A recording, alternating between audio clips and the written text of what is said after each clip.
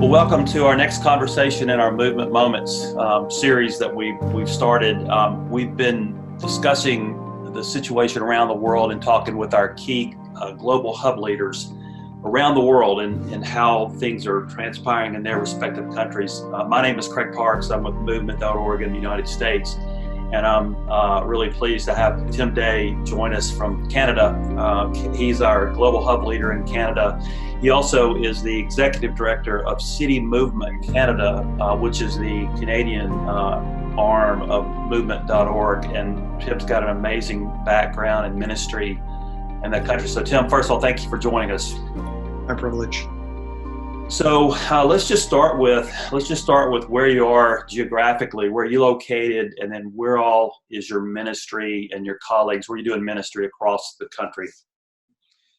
I'm in a province called Ontario, outside of Toronto, and that's really one of the largest metropolitan areas in Canada. And our work stretches really from coast to coast. We operate and are connected to 30 cities across Canada, the largest 30 cities. And last year we did a tour across the country, kind of gathering ministry leaders, and we stay connected. We were planning to do our second follow-up 30-city tour in Canada, but because of the pandemic, obviously had to postpone that. So for people watching around the world, paint the picture for us of how this has impacted the country, both in terms of health and life and death and the economy, and just paint that picture for us.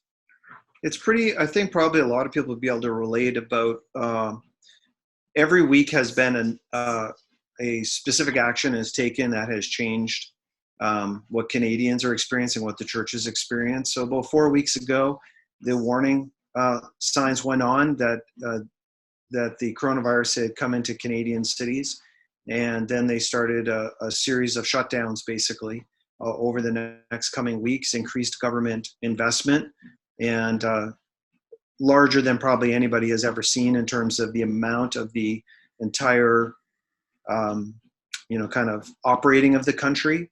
Laying off of most of the service sector, everybody isolated to their homes, and just increasingly shutting everything down, going online, and trying to, as they say, bend the curve.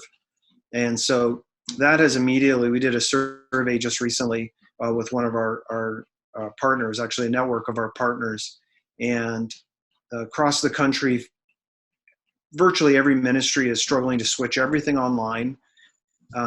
There's a financial crisis. A lot of churches have had to cut staff, lay off staff, cut salaries. Some ministries have had to basically lay everybody off almost immediately. There's a real struggle with how to do community, and particularly caring for vulnerable people. How do we track with people who either have the virus or have vulnerable people who now just can't get community support, shut-ins, people are sick, even just the basic things of dropping off meals or accessing a grocery store. If they're elderly people, how do they get taken care of? So, this is only like 2 weeks into being online. There's a lot of churches started laying off staff. So it was just like, it's happened incredibly rapidly, like for a lot of other countries I've experienced. Yeah, very much a consistent story that everybody's hearing.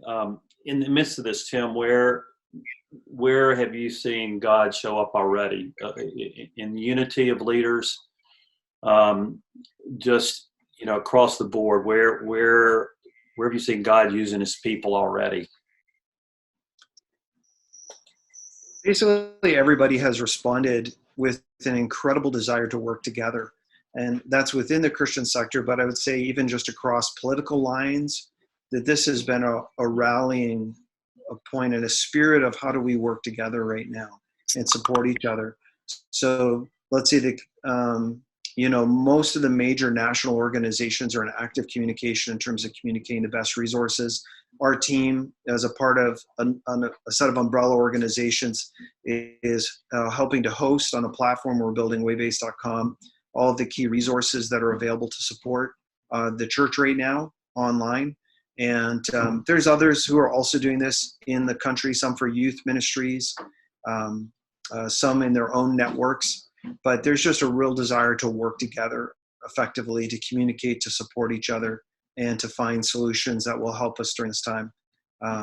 I'd say that's right now. I'd say it's in like stages of grief almost, or it's like a car accident happened, and every week is a new reality, and just trying to adapt logistically to the rapidly changing world. And so I think probably 2 weeks from now, we'll see new activities taking place as we continue to adapt. How have you been encouraged, and how would you want to encourage other people that are watching at a time like this? I think I'm encouraged with a couple things. Yeah, there's the book Tale of Two Cities that opens with, "It was the best of times, it was the worst of times." And crises generate those kind of moments where, in one sense, it's something you'd never want to see happen. And you'd never want to see a loss of life or suffering the way that we're seeing, or the fear that this is causing. Yet at the same time, it's creating incredible opportunities for an experience of community, breaking down historic divisions, helping us work together in very tangible ways. So in terms of the encouraging side of it, we're seeing a depth of partnership that we haven't seen before, a desire to truly collaborate in our cities practically, and seeing this move just from something that we aspire to something that is actually, I'd almost describe it's like for our survival, we have to change. Another thing that I find very encouraging is the church is almost forced into adapting to the future, forced to adopt new tools, new ways of relating, to mobilize people on a daily basis using online tools and new ways of communicating so that we can be on mission on a daily basis. I think that's extremely healthy for the church. It's making us become better partners with our civic leaders and with marketplace leaders as we become a part of the solution to how we care for people. Now, it's still a work in progress. It's just starting, but that is definitely what's taking place. A signal to us back, the Canadian government, when it opened up funding, a subsidy for all wages, went from just offering it to small businesses to medium-sized businesses that included all charities and all non-for-profits, irrespective, because they realize how vital it is for the community to be healthy and to survive this and to be strong. And so that type of new forms of partnerships and the sense that we're all in this together is definitely emerging in all of our conversations, and adapting to using the tools in new ways. The online tools, I think that's another very encouraging sign. Well, that's great. That's super helpful, super encouraging, Tim.